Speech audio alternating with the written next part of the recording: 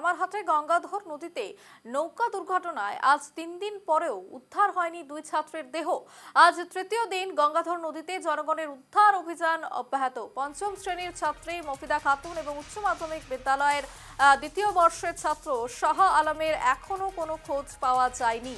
গত মঙ্গলবার বিকেলে গঙ্গাধর নদীতে একটি ছোট নৌকা থেকে পড়ে নিখোঁজ হয়েছিল 3 ছাত্রছাত্রী এবং তামারহাটের গঙ্গাধর নদীতে নৌকা দুর্ঘটনায় 3 দিন পরেও নিখোঁজ দুই ছাত্র। তৃতীয় দিনেও গঙ্গাধর নদীতে জনগণের উদ্ধার অভিযান অব্যাহত রয়েছে এবং ছাত্রী মফিদা খাতুন এবং শাহ আলমের এখনো পর্যন্ত কোনো খোঁজ পাওয়া যাচ্ছে না। মঙ্গলবার গঙ্গাধর নদীতে ছোট নৌকা থেকে পড়ে নিখোঁজ হয়েছিল 3 জন ছাত্রছাত্রী, তাদের মধ্যে এখনো নিখোঁজ 2 জন ছাত্রছাত্রী এবং যে খবর উঠে আসছে যে এখনো পর্যন্ত কিন্তু উদ্ধার অভিযান চলছে। খবর সম্পর্কে আরো বিস্তারিত জানবো এই মুহূর্তে আমাদের সঙ্গে সরাসরি ফোন লাইনে রয়েছে আমাদের প্রতিনিধি দুলাল চন্দ্র রায়। দুলাল, যে খবর উঠে আসছে তামারহাটে যে দুর্ঘটনা হয় এবং নৌকা থেকে কার্যত 3 ছাত্রী নদীতে পড়ে যায় এবং তারপর একজনকে উদ্ধার করা গেলেও কিন্তু দুজনকে এখনো পর্যন্ত উদ্ধার করা যায়নি এবং এখনো অব্যাহত উদ্ধার অভিযান, ঠিক কি আপডেট রয়েছে, এখনো কি আপডেট উঠে আসছে?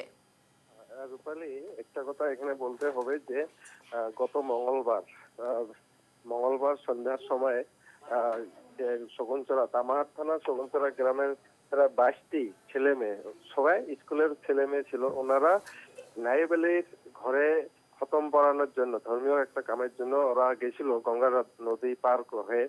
গঙ্গাধর নদী পার হয়ে আসার পথে 22 জন ছাত্রছাত্রী বা ছাত্র একসাথে ছিলেন। তাদের ভিতরে নৌকাটা ডুবে যান, কিন্তু নৌকা ডুবে যাওয়ার পরে কিন্তু বাকি ছাত্রছাত্রী উদ্ধার হয়েছিল যদিও, কিন্তু 3 জন উদ্ধার হয়নি। তার একজনকে কালকে রাইজে উদ্ধার করছে মৃতদেহ।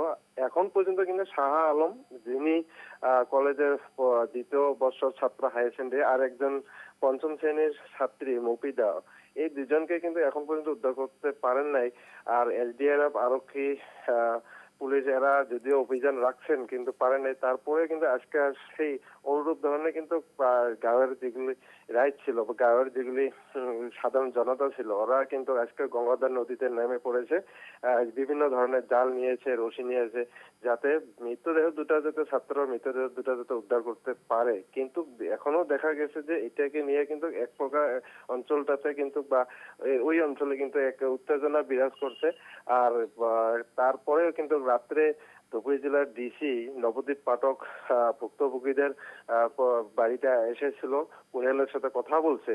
কিন্তু এখন পর্যন্ত যে দুইটি ছাত্র, ওনাদের মৃতদেহ না পাওয়ার জন্য কিন্তু গাঁয়ে একটা শোক পরিবেশ বিরাজ করছে। রূপালী,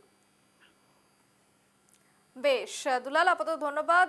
যে খবর আমরা দেখলাম যে আমাদের প্রতিনিধি যেমনটা বললেন যে গঙ্গাধর নদীতে কিন্তু উদ্ধার অভিযান এখনো চলছে, সেক্ষেত্রে কিন্তু একেবারে এখন মাঠে নেমেছেন স্থানীয়রা। তারা কিন্তু কার্যত নৌকো এবং বিভিন্ন জাল সামগ্রী নিয়ে তারা নদীর মধ্যে নেমেছেন, তাদের যাতে দেহ উদ্ধার হয় সেই নিয়ে কিন্তু একেবারে তৎপরতা স্থানীয়দের।